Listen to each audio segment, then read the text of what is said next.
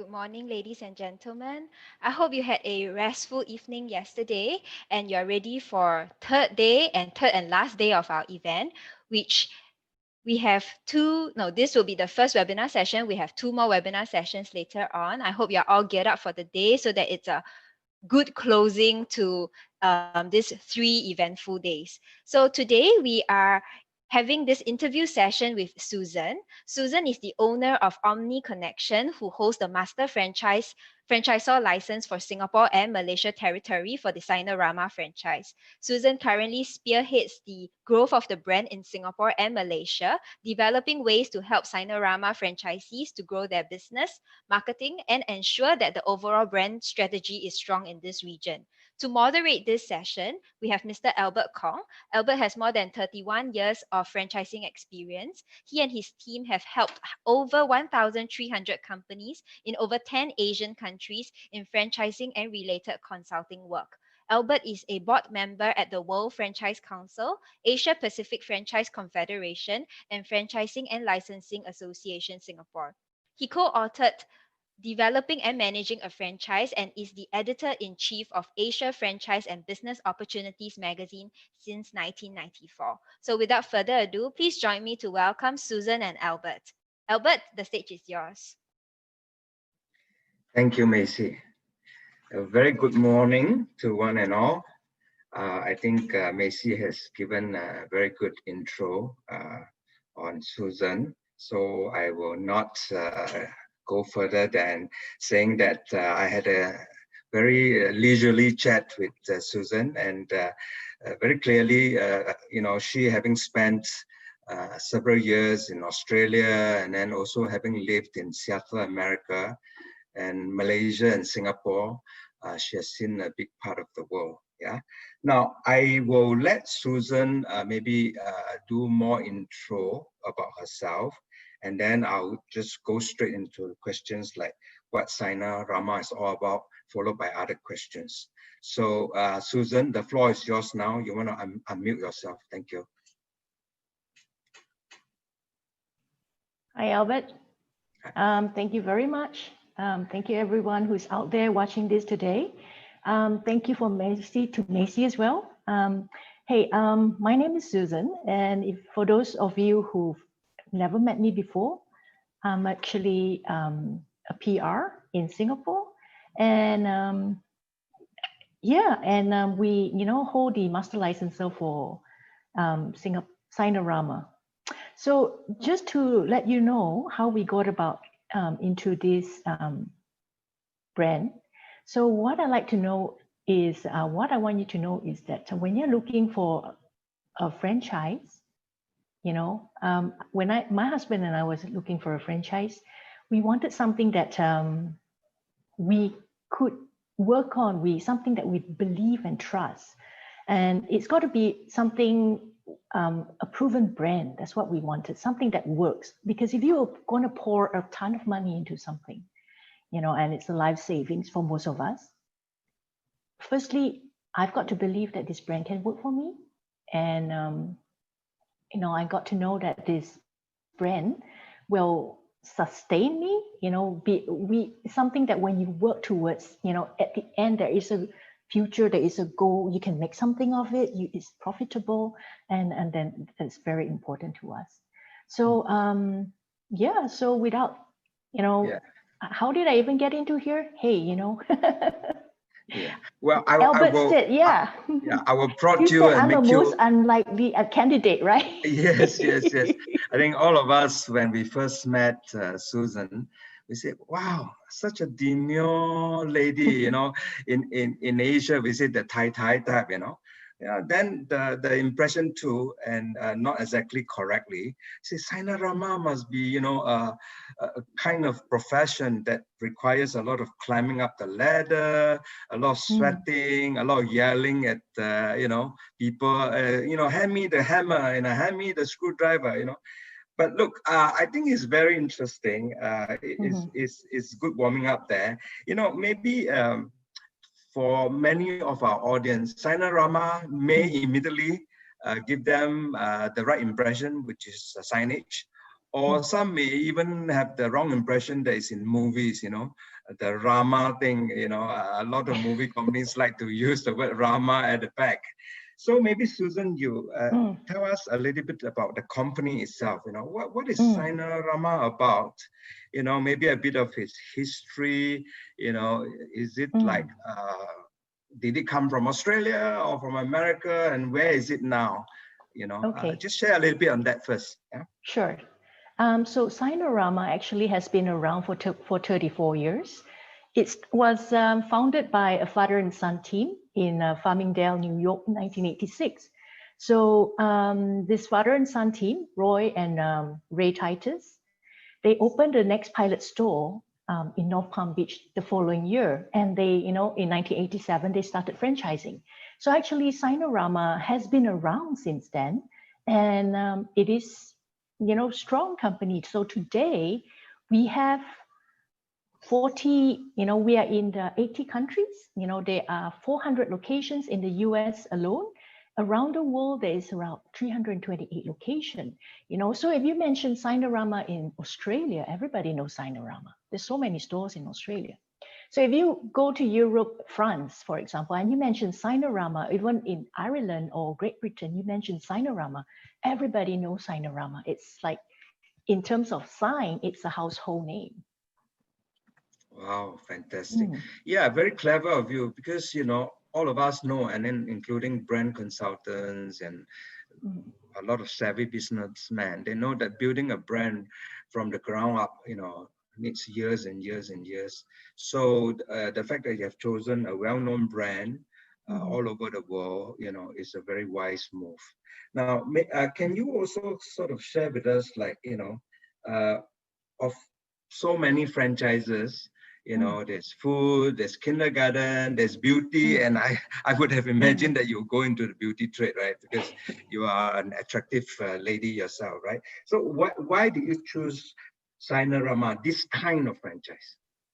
Well, thank you, Albert. Signarama actually, if I look at myself and what I'm interested in cooking. And before I got into Signarama, my husband was bringing me around to show me every shop that, was up for sale. And I look at it and I said, no, I like cooking, I like baking, but I'm not going to spend every day, of my life, 7, days a week, slogging away at the kitchen. And I have no life. So for me, that was an important part of the consideration. Also the consideration that it is a hobby. A hobby can't really be work, and I don't want to associate the two together. So that's why, I chose something different, something which I thought, I could challenge myself to. Sign industry is a very creative industry. So it's a very challenging industry, and no 2 days are the same. No 2 clients are the same. The works that you face every day is different, and it's actually very interesting. And it's interesting if you like challenges every day, and you wake up and your day is going to be different from the next, just because the signs that you're going to do, everybody's things are so different. So to me, that's interesting. I'm a little bit creative as well. So I like the artistic part of it. And why Signarama? Also because, Signarama, Signarama is a, a strong brand. If people know, if I start a company here, Signarama, and it's already well known overseas, just by the mention of the name, I just get customers walking through my stores. I'm in Malaysia, and in Malaysia, we are new. We have a flagship store there. And it is unbelievable when, I just started 2 years and I have big companies coming to ask me to do things. And I was thinking that I haven't really got my name out there. So what's driving it is actually, the association that comes with a strong branding. I think that's very important. So when you want to choose a sign, and that's why I got into it, it's, the branding. And Right. it's also, it's a proven system. Yeah. Yeah, it's brilliant. We're going to go a bit deeper as to, like the attributes and stuff. But very clearly, you have not just used your heart, but you have also used your brains, because, you may like cooking, but, Yes. it's so competitive, right? But you use your brains and say, hey, look, this signage thing, has also elements and ingredients, for lack of a better word, that are also attractive, to you, and it suits your lifestyle. You just mentioned that you don't want to, be in the kitchen every day. Like I said, we will dive deeper into like how and why. Maybe at this juncture, share a little bit more about the kind of clientele you have. Are they individuals? Are they corporates, and why? Yeah. So, in Signarama, our clients are mainly B2B versus B2C. And, our clientele is range from everybody from schools, religious institution, hospitals, government. So everybody needs sign.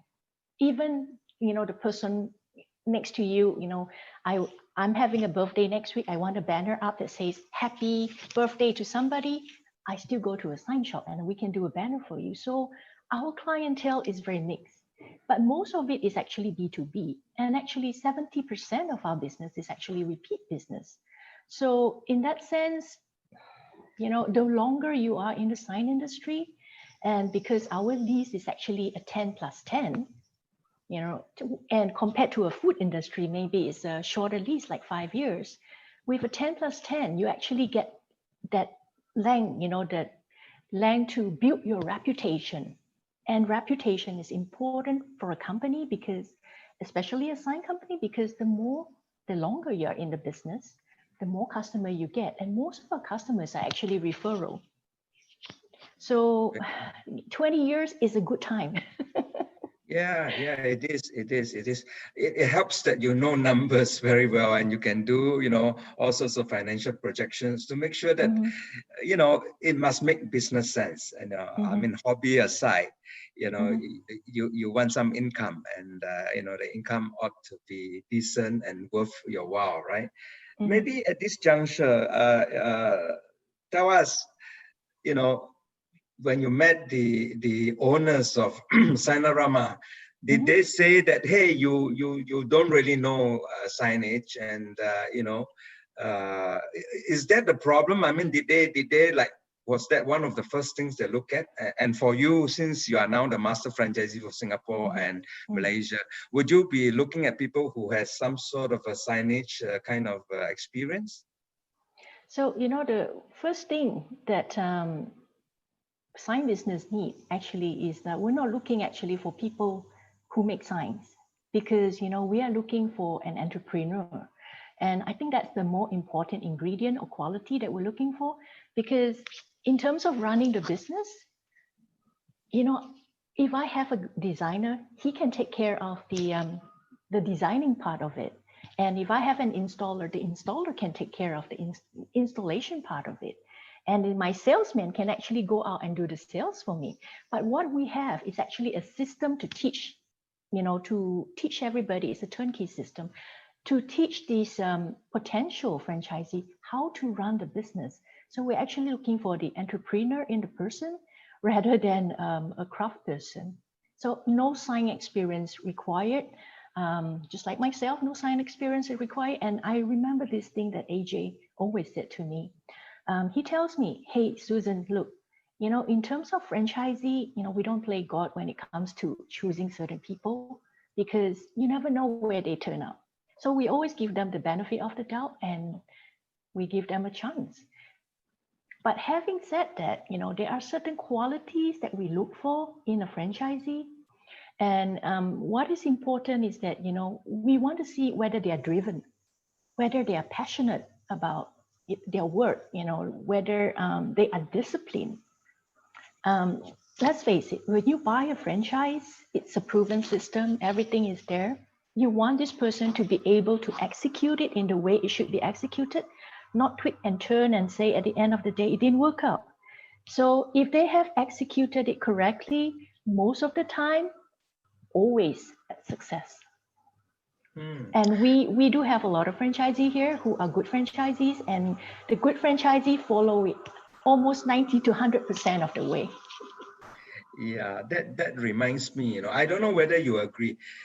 So people that follow the SOP religiously, you know, the uniform groups, you know, people who have served in the army for a long time and in the police force, especially if they are in leadership position, they tend to make good franchisees. I mean, generally speaking, I mean, of course, other things come into, you know, the picture, you know, depending on the trade, you know, but generally speaking, as far as like, you know, the mindset about following orders is concerned, from my 31 years experience, it seems that, you know, that kind of profile is very good, you know.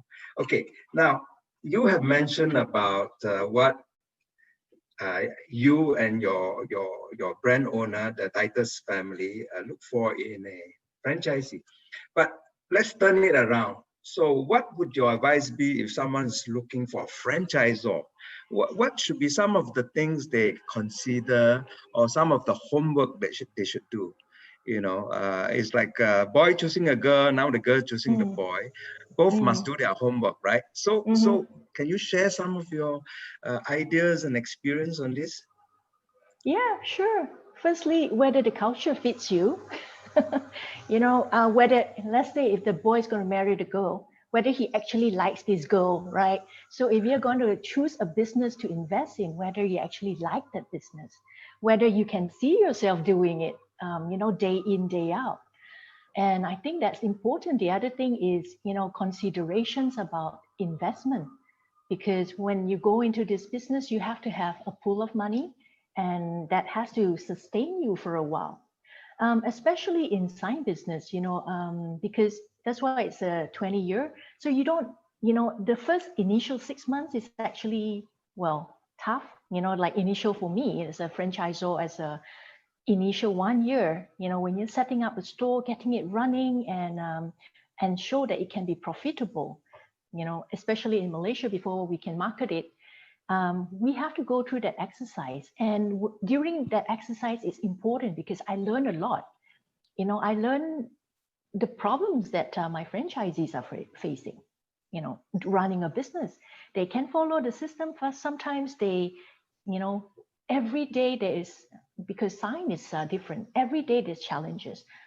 Positive attitude is very important. You have to overcome them. We have to stay positive, and I think that is one of the things that Ray Titus always drive, the message that all franchisees need to be positive thinking, especially during the COVID-19 times.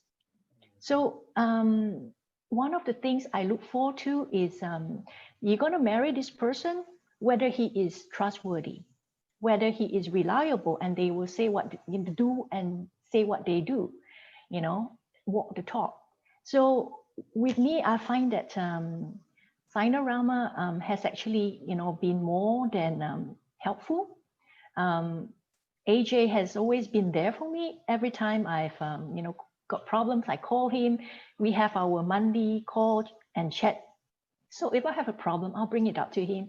And he is very fast with, you know, giving me a solution. Or if there isn't one, you know, he can answer my problem. He will direct it to the next person who can. So in that way, you know, it's that close relationship that I have with the franchisor. That's very important. Yeah, that is what I appreciate too about this franchise. So the other thing is, like I mentioned before, the 5 days week, perfect for me. You know, it's interesting. Maybe I do a bit of advertisement here. I think over the last 31 years, I've probably done maybe 30 sessions on how to choose a franchise. It's a half-day sort of course. I've always done it for free for the association and for some other organizations. So why? Because a lot of homework, you know, whether it's a franchise or not, you know, or the analogy we use about, you know, boy choosing the girl and all, right?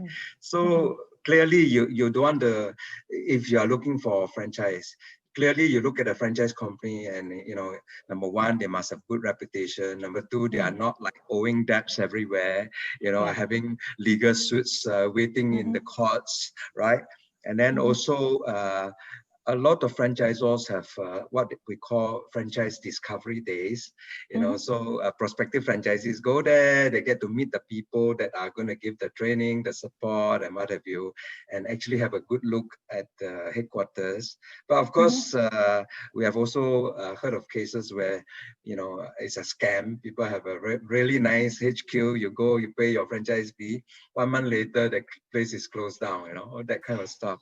Sounds like a movie, but things like this can happen.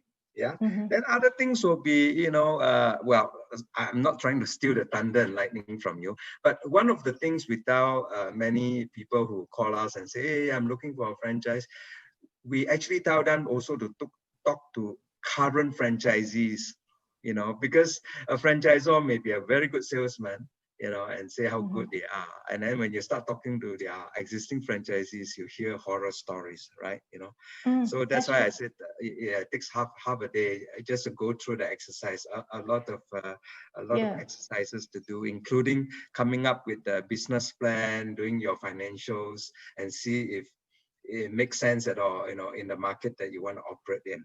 Now, again, I don't want to steal, you know, all the thunder and lightning from you. So, Albert, on that note, we do have a Discovery Day. So how do we do our Discovery Day now with COVID-19? It's actually virtual.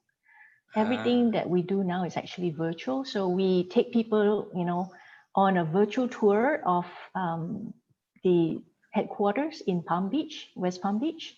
And also we actually do virtual tour visits because of COVID-19. So we take them down to a store and then we walk them through the store with a 360-degree photo. So we just tell them. So that's how we're doing it now, right now. Yeah. Right. Yeah, and of course, the other thing too is, you know, I'm very comforted by the fact that you said that they are very responsive, you know, and then when you ask questions, it's not like they take a week or 1 month later to reply to you, right? So these are all very important. The other thing is, have they ever asked you for ideas to make the system better? You know, like, you know, from interacting with Asian customers in Singapore and Malaysia, there may be certain things that you say, hey, you know, actually we should have this software that can translate it into Malay or to Mandarin. It can be traditional Chinese or simplified Chinese, and that would be very useful. And you know, should you come up with ideas like that, are they responsive? Do they encourage you, or they say, shut up, I know everything, you just carry on? Well, I think because ours is an international franchise, so right now everything is in English. But as to being responsive, asking for ideas, sure, they do that all the time. They ask for ideas on how to improve, you know, the website, some of the marketing strategies, and they actually ask the franchisee because the franchisees are the one assessing the website, you know, they do that all the time. And as to localizing the content on the website to fit different countries, I think maybe not yet. As a master franchisor, I'm responsible for Malaysia and Singapore.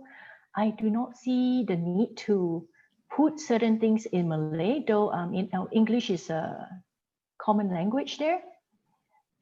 So we have actually toyed about the idea of putting some of the, you know, sign terms in Malay, just so that people can actually identify that it's called in English, but in Malay it's called this. We've actually toyed with the idea, yeah, but we've not implemented it. Yeah, interesting. I mentioned that only because one of the selling points about a famous franchisor with a big network is there's a lot, the ecosystem encourages a lot of brainstorming. And with the brainstorming, a lot of good ideas will be born, you know, and it's good for the entire network. You know, of course, ultimately, the franchisor has the prerogative whether they want to adopt that idea or not. But the exercise itself, the ecosystem itself is a very positive one. Yeah. Okay. I will have just two more questions, and then I believe there's some Q&A that will come in, and the timing is perfect because now we have just used up 25 minutes. So with Q&A, we'll probably just use up half an hour or so. Okay, maybe the second last question I would like to ask you is like, okay, so now that you have been a master franchisee for a while, what other advice would you give to a prospective franchisee? In terms of soul searching, in terms of talking to the spouse or the family members, in terms of getting ready financially, just some of your tips, personal tips, if you may. Yeah. So I think first and foremost, the important thing is whether you like the business. That is important. And then, the other fact besides brand recognition and it being a proven program, you ask whether if you go into this like sign business and you're not a sign person, whether there's training, adequate training and support provided to you. So for that, be assured that there is, and we will be with you all the way. The other thing is, this is actually a turnkey opportunity. So when you go into this, and it's something that you can easily adapt. Know that, we are there with you every step of the way for decision making. So if you look at investment in a franchisee, you want to know, whether you'll get help along the way. So help in choosing a location, for example, site selection, lease negotiation, assistance in build up, delivery, what kind of POS system to use, what kind of knowledge guidance, is there an operations manual that you will provide us, and is there marketing materials, is there mass purchasing that I can tap into so that I can buy things cheaper. Yeah, those are all important questions because it gets you where you want to go. And when you buy into a franchise, that should be a package to you. So look for those ideas. And the other thing you want to know is, whether your spouse agree with you. Because you can want to go it alone, but if she's not agreeable, you're on your own. It's very difficult, to get her on. So it has to be a family decision because it's a 10 plus 10, 20 years. Totally agree. I have this question, and again, it's from these 31 years of experience. The chemistry between you and the franchisor. I have seen, because we have actually been invited by our franchisor clients to sit in some interviews to also help to, suss out the good prospects for them. We have seen occasions whereby, the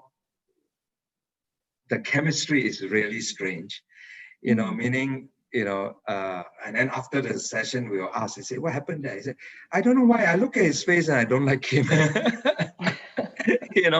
I believe this wasn't the case when you first met the Titus family, right? So I mean, just from your own perspective, I think as mature and very business-like people and having worked in our own professions for so long, I think we can overcome that. But some people struggle, because they say, I don't know why. I look at this person or I look at his wife, because sometimes the husband and wife sit in the interview, and I like the husband, but I don't know why. I look at the wife and I don't think I can trust her. And I go, oops. And then I say, look, this is not something we can help in because it's a feeling. But maybe you should talk to other franchisees. Sometimes it is misleading. Maybe she's having a headache or something. So don't go by the immediate chemistry kind of feeling. Sure. What's your take on this? So, and that's the thing I said. I mentioned before, the reason I go into this is because I like who I work with. I trust them, and that is an important, I think, first thing that you've got to nail. That you trust this person, you trust this company, and you're going to work with them. So even a franchisor looking for a franchisee like Signarama, hey, they look at me, they need to trust me. They need to like me. They need to like the culture that I'm in. and to be able to work together. So I think that's the very first important ingredient. We can help who become our franchisee, but there's this thing, whoever it is, we don't look at you as a person. We look at you as, a family. Once you've actually joined us, you're part of our family. And no matter what you are, we try to support you. The assurance is there, whether you like us, but you came into our family, you're part of the family now, and every family has like sometimes little black sheep here and there. Doesn't matter. We support you. That is what is important in this relationship. And I think that's how Signarama is a little bit different from other franchisees because of the culture that we are in. Well said. Well said. Well, there's a question from an anonymous attendee. His or her question is, do you need to have sign making experience, which you have answered, you say no. And then the next one is, do you also need to have sales experience to be your franchisee? Susan? Well, sales experience is great if you have them, but if not, it can be taught. I'm not a salesperson. If you ask me, accountants are the most introverted of the lot, right? They don't really like to mix. They shy away from people. But people can change, and that's a good thing, and sales is a technique that can be taught. So yeah, not necessary, but it'll be great if you have it. Yeah. Well, to follow up on that, wouldn't it be useful if there's some sort of manual or guidelines for for your team members, for the franchisee's team member who's in charge of sales to follow? Other than dropping the Signarama name, which is famous already. Yeah. So we do. Every person who walks through the Signarama franchisee, they actually get an operation manual and a sales manual. Inside, it teaches you how to conduct your business, how to do sales, what are the things that you should observe. It's actually a manual of operations. So yeah, we follow that very closely. And when I drop by my franchisee stores, one of the things I observe, or when I walk around their stores, is, sometimes just to ask them, hey, are you doing the 50-50, meaning 50, collection on deposit, 50 when the payment is, when the installation is done, you collect the balance. That is the program that we have. That is the recommended payment mode. And a lot of the time, if you go into a franchise, follow the system, because when you don't follow the system and you tweak it, you might get into trouble. Like I say, if this franchisee don't follow that system and they allow 30-day credit, so if it's a big job, they might get into a financial crunch. And that is why we have that 50-50. So it is a proven system. There's a system to doing things. If you invest so much money to buy a franchise, just follow it. Yeah. Well, that's the beauty about franchising, because the system is proven. So the last thing a franchisee should do is try to go in and try to be cleverer, and then tweak things. Yeah. Don't tweak the system. Exactly. And I like to tell people, I said that if you ask me, I say that franchising is about, standardization, is about systems, it's already simplified so that it's as idiot-proof as possible. So don't try to go and change things. Yeah. Okay, very good. I know, Macy, we have just used up all our time. For those people who are really interested, and I believe there will be a lot, in becoming a Signarama franchisee, please contact Susan. And, if you don't have Susan's email, I think the organizer can easily give it to you. Yeah. Okay, Susan so with has that, a booth. Susan, I exactly. And right. FLO2. Right, and me too. Next So, to you. Macy, Macy, all back to you. Thank you very much. Thank you, Macy. Albert. Thank you, Susan. Okay, just to remind our attendees that Albert and Susan, they both have got booths at FLAsia. So if you'd like to speak to them, you can always either make an appointment with them to do a video call, or if not, you can just drop a message in the chat and let them know that you're interested to take on the Signarama franchise, or you want some consultant advice from Albert. You can always drop him a chat also and let him know, hey, Albert, I've got this burning question. Can you answer it for me? Same thing for Susan. So go Sure. chat with them. I'm sure they'll be more than willing to share their knowledge, their experience with you. And with that, we'd like to close the session. And I hope everyone have a good lunch ahead. Our next session is at 1 p.m. on how can franchises increase sales. So thank you very much, Albert. Thank you very much, Susan. I hope you have a pleasant day ahead. And see you all soon. My pleasure, Bye-bye. Nancy. Thank you, Albert. Thank you all for joining in.